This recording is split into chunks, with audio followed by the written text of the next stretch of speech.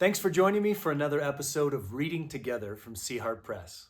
I'm Eugene Lenning, co-founder of Sea Harp, and I'm excited to continue today our journey in C.S. Lewis's Mere Christianity. This is the Harper Collins hardcover edition of the book, and we are in Book 3 of this work. If you remember, if you were with us in the last episode, we are actually about midway through chapter 6 of Book 3. It's about Christian marriage, and I broke it into two parts just because it's kind of a longer chapter. So if you somehow have a copy of this edition of the book, I'm on page 108 to start, kind of right in the middle of the page. And let's dive in to the second half of chapter 6.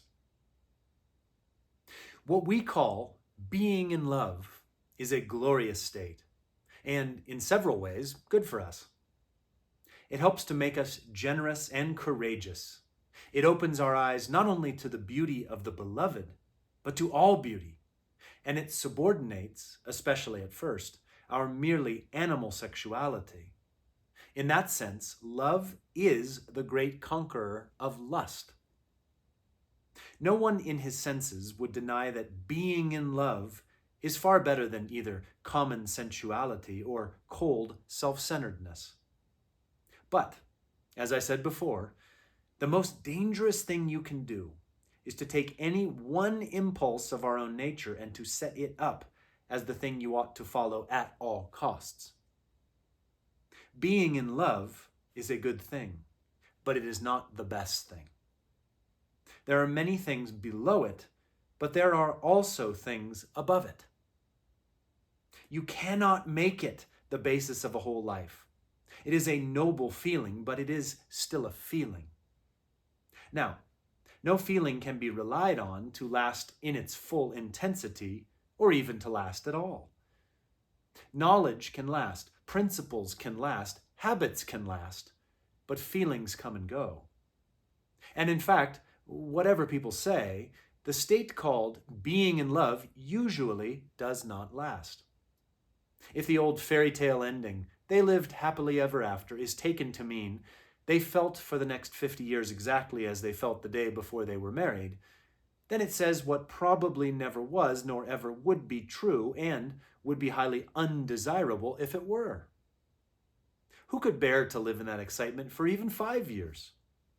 What would become of your work, your appetite, your sleep, your friendships? But of course, ceasing to be in love need not mean ceasing to love. Love, in this second sense, love as distinct from being in love, is not merely a feeling.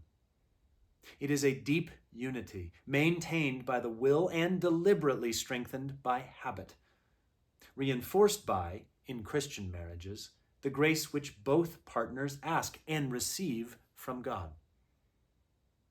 They can have this love for each other even at those moments when they do not like each other, as you love yourself even when you do not like yourself. They can retain this love even when each would easily, if they allowed themselves, be in love with someone else. Being in love first moved them to promise fidelity. This quieter love enables them to keep the promise. It is on this love that the engine of marriage is run. Being in love was the explosion that started it. Now, that was a very long opening paragraph to our second half of chapter 6. But I want to just dig into it a little bit. In the first part of this chapter, Lewis was very forthright with the fact, I'm sure you know this if you know the history of Lewis at all, that at this point he was not married, never had been married. I'm sure he had had great affections for people and maybe even had fallen in love, but had never gotten married. So this conversation around being in love, I bet, logically speaking, you and I can agree with him very quickly. That first flush of excitement and affection and devotion that is like overwhelming, where you can't even sleep, you can't eat, you're just so overwhelmed. Yes, we cannot necessarily stay in that feeling, that emotionalism that surrounds first love. But because Lewis was not married at this time and so could not speak with any authority about marriage, well, I can a little bit. I'm sure lots of you have been married longer than me, but Jenny, my wife, and I just had our 19th anniversary just last week. So we went out for dinner, had a glass of wine, and just talked back through all of the years, all of the experiences. First meeting, and all of the things we've been through as we've raised 3 kids to, at this point, about to be 16, 13, and 9, just to give you a sense of where we are. One thing I want to say here, and this is to give a little bit of vision to some of you perhaps are not married. Maybe some of you are married, but are feeling just maybe a little stale. I want to tell you, and this is my personal experience, I cannot transfer it to you, that I truly am more in love with Jenny now than I ever have been. And I don't just say that so that if she watches this video, she's like, oh, that's nice. I really mean it. When I first saw her this morning, coming down the stairs, I was already down there reading in my Bible a little bit. She came down. I was so delighted to see her. She's so dear to me. Every day of our life, even the hard ones, she's my best friend. I enjoy her sense of humor. I get completely carried away with her loveliness, just how beautiful she is to me. And so if perhaps it's feeling a little stale in your marriage, I want to give you just a word. The sensation of first being in love, yes, that probably has passed, and as Lewis points out, maybe needed to. But every single day, you can work upon a deep, joyous friendship with your spouse. You can, even in seasons when neither of you is looking particularly interesting to the other, maybe you put on a few pounds, maybe you're just not feeling like yourself, you can still really deeply be attracted to that person in their heart and their physicality. And so what I often say to our friends when we do premarital counseling for people, I say this to the guys as we go on a long walk and talk about married life, I challenge you to lay down your expectations of your spouse, to not think about, is there a meal on the table when I get home? Is the house clean? Did they do everything just right for me today? I challenge you to lay that down, to not treat this person like they owe you anything at all, and to, in fact, yourself look for ways to lay your life down, maybe one dishwasher emptying at a time, to look for little ways to surprise the other person with acts of affection and devotion that just make them realize, boy, I really am loved by this friend who is my love, my spouse. So I wanted to give you a vision that it can continue to be completely joyful, even in the midst of trial. And now we'll continue on. If you disagree with me, of course, you will say, he knows nothing about it. He is not married. You may quite possibly be right. But before you say that, make quite sure that you are judging me by what you really know from your own experience and from watching the lives of your friends, and not by ideas you have derived from novels and films. This is not so easy to do as people think. Our experience is colored through and through by books and plays and the cinema, and it takes patience and skill to disentangle the things we have really learned from life for ourselves. People get from books the idea that if you have married the right person, you may expect to go on being in love forever. As a result, when they find they are not, they think this proves that they have made a mistake and are entitled to a change, not realizing that when they have changed, the glamour will presently go out of the new love just as it went out of the old one. In this department of life, as in every other, thrills come at the beginning and do not last. The sort of thrill a boy has at the first idea of flying will not go on when he has joined the RAF and is really learning to fly. The thrill you feel on first seeing some delightful place dies away when you really go to live there. Does this mean it would be better not to learn to fly and not to live in the beautiful place? By no means. In both cases, if you go through with it, the dying away of the first thrill will be compensated for by a quieter and more lasting kind of interest.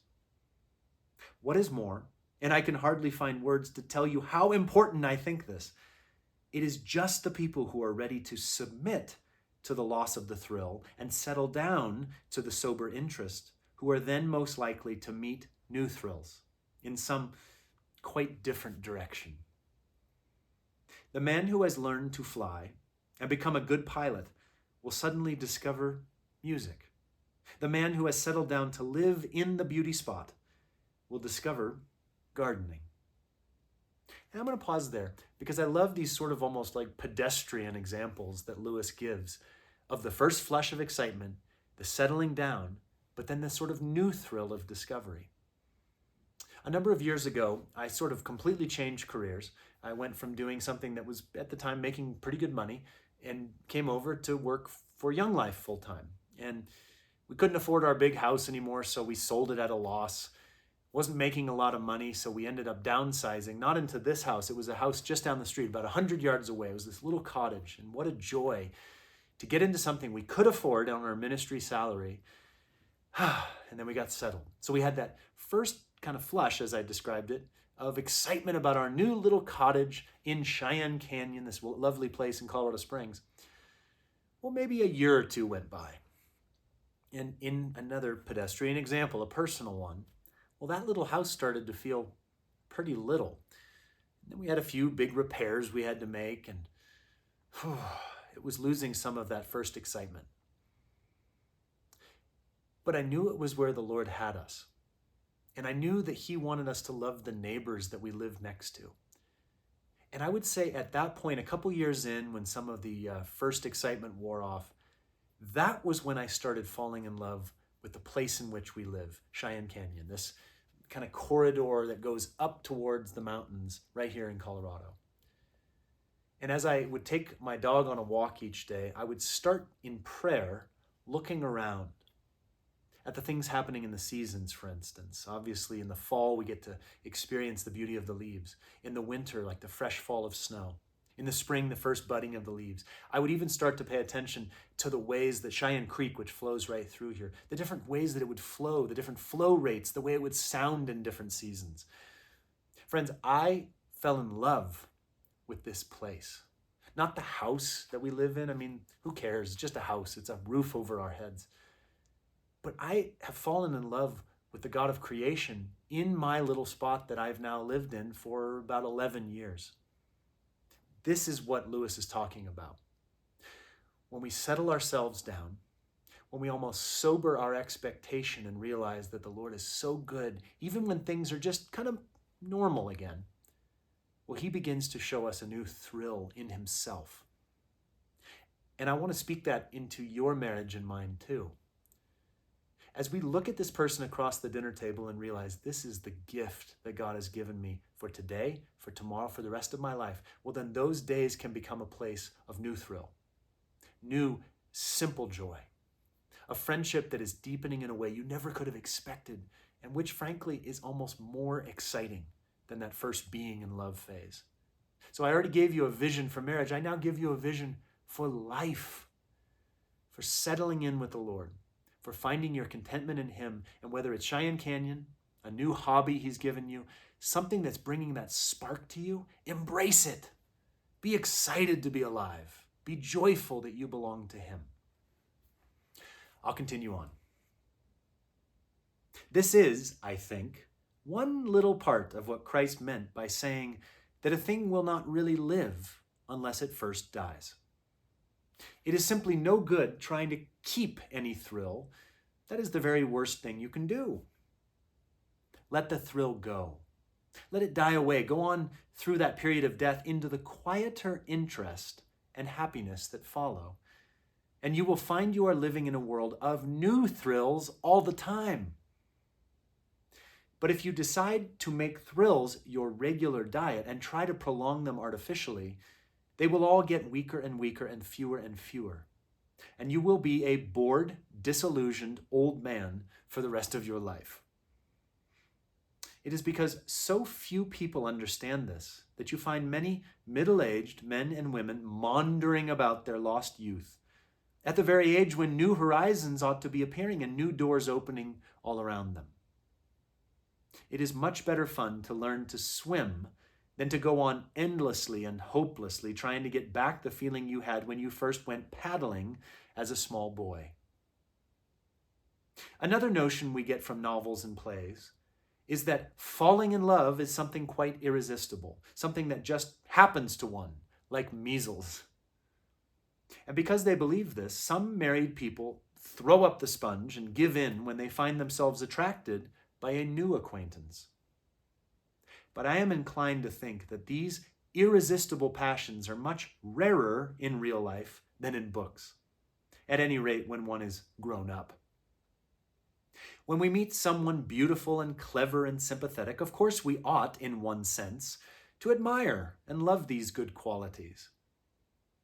But is it not very largely in our own choice whether this love shall or shall not turn into what we call being in love? No doubt, if our minds are full of novels and plays and sentimental songs, and our bodies full of alcohol, we shall turn any love we feel into that kind of love. Just as if you have a rut in your path, all the rainwater will run into that rut. And if you wear blue spectacles, everything you see will turn blue. But that will be our own fault. Lewis's point here is that if we make the sensation of being in love our idol, well, then it is very easy to switch our allegiances. Because really, that being in love being the idol means we never truly loved the person we were first in love with. We were essentially, as you often hear, in love with being in love. So if someone else comes along who in that particular moment is looking a little better, a little more interesting, a little more thoughtful, some quality that we're feeling we lack with the person we started with, well, in our flesh, simple to want to move on. But as Lewis says, well, that's the stuff of children. It's not the case for those who have grown up.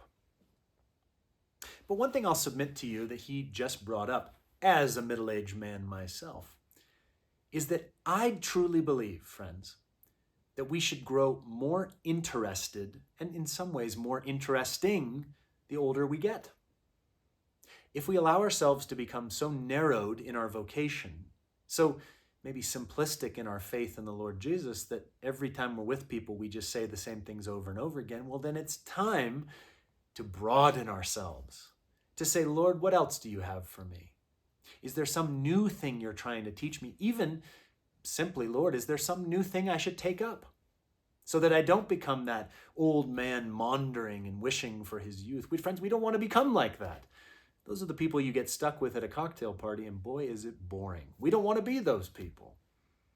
So let's look for the ways the Lord is broadening our spiritual interests and just our natural affections. Let's look for that. And frankly, yet again, let's look for it in that person we are committed to loving. I'll keep reading. Before leaving the question of divorce, I should like to distinguish two things which are very often confused. The Christian conception of marriage is one, the other is the quite different question.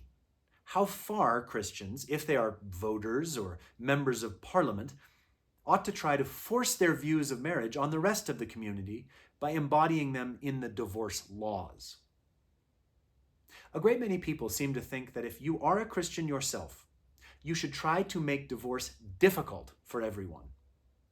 I do not think that. At least I know I should be very angry if the Mohammedans, meaning the Muslims, tried to prevent the rest of us from drinking wine. My own view is that the churches should frankly recognize that the majority of the British people, or in our case, I'm an American, are not Christians, and therefore cannot be expected to live Christian lives. There ought to be two distinct kinds of marriage. One governed by the state, with rules enforced on all citizens, the other governed by the church, with rules enforced by her on her own members. The distinction ought to be quite sharp, so that a man knows which couples are married in a Christian sense and which are not. And before we go into the next paragraph, I just want to say this is a brilliant kind of Lewis piece of theology. I often say this to my friends, like at my men's group, if they're bringing up some situation, they're like, man, can you believe that way that person was acting? That's crazy. I'm like, guys, they don't know Jesus. Us trying to hold them to the standards of those who are following the ways of Jesus is a fruitless task. We actually have to love sinners in the midst of their sin. You know that old expression, love the sinner, hate the sin? Friends, we just need to love the sinner. Hating the sin is not getting us anywhere. Going out into the world and proclaiming all the things we're against is not helping the cause of Jesus. Individual people are sinners, just like you, just like me. Love them. You don't need to have big ideologies about the sin. love the sinner. That's what Lewis is reminding us. Don't set up hierarchies of sin. Don't be against people because they don't follow what you're following. Just love them. Sound interesting? I think so. Now I'll keep reading. So much for the Christian doctrine about the permanence of marriage. Something else, even more unpopular, remains to be dealt with. Christian wives promise to obey their husbands. In Christian marriage, the man is said to be the, quote, head. Two questions obviously arise here. One, why should there be a head at all? Why not equality? Two, why should it be the man? It's interesting. Then he has another one here. So I guess he's just explaining his first one question. I'll keep reading. The need for some head follows from the idea that marriage is permanent. Of course, as long as the husband and wife are agreed, no question of a head need arise, and we may hope that this will be the normal state of affairs in a Christian marriage. But when there is a real disagreement, what is to happen? Talk it over, of course, but I am assuming they have done that and still failed to reach agreement. What do they do next? They cannot decide by a majority vote, for in a council of two there can be no majority. Surely, only one or other of two things can happen. Either they must separate and go their own ways, or else one or other of them must have a casting vote. If marriage is permanent, one or other party must, in the last resort, have the power of deciding the family policy. You cannot have a permanent association without a constitution. That was his first answer to his first question of why should there be a head at all? Now we come to his second response, which is to the second question, which is why should it be the man?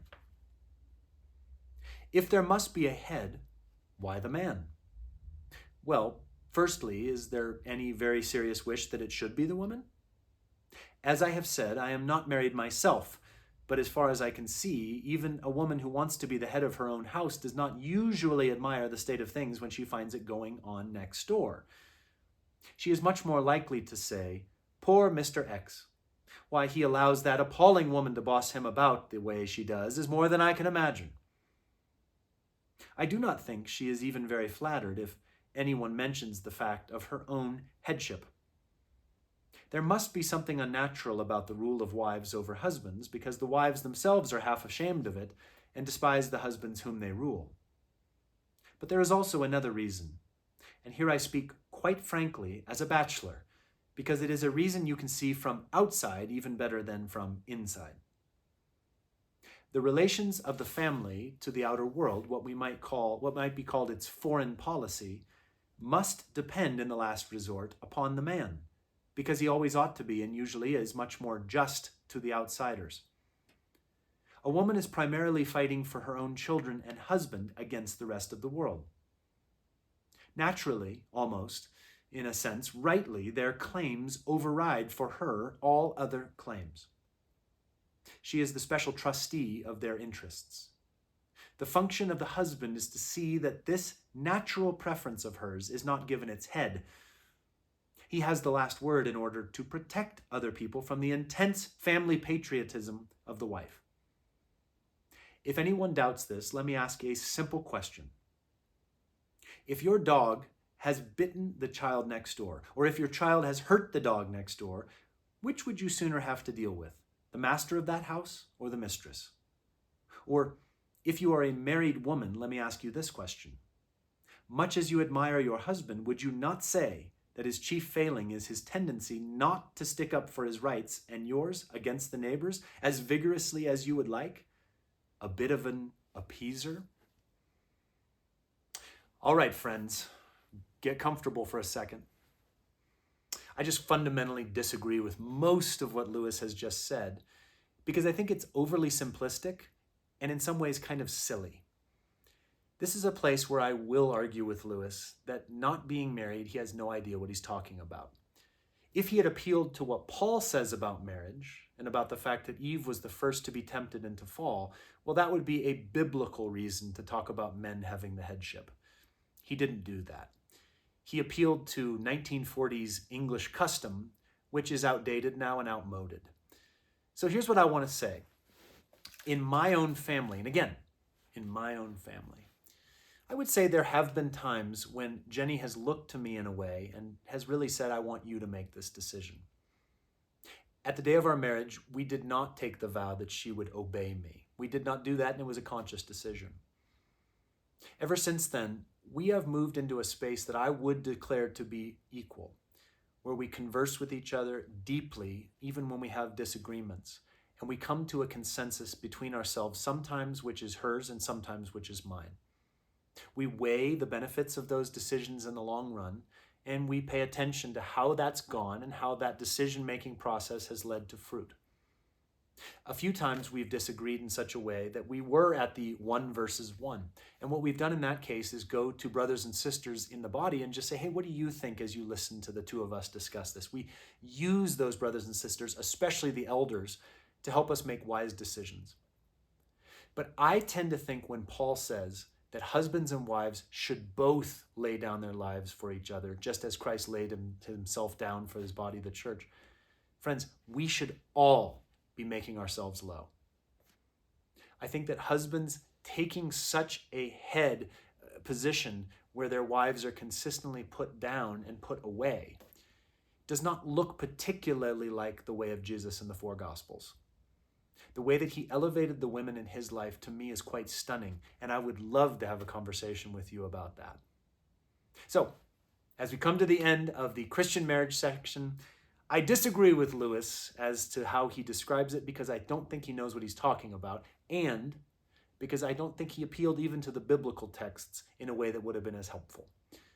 But, all that to say, as we've looked in part 1 and part 2 of chapter 6, book 3, in Mere Christianity, at the reality of Christian marriage, I remind you before we move off, there is such a thing as a growing, exciting, joyful marriage that is in Jesus that I want you to have vision for and to frankly fight for, to push for, to lay down your life for every single day, and to know that he is the one who has put you with this person you're with, and that it is worth fighting any battle to go into deeper places of devotion and attention to each other.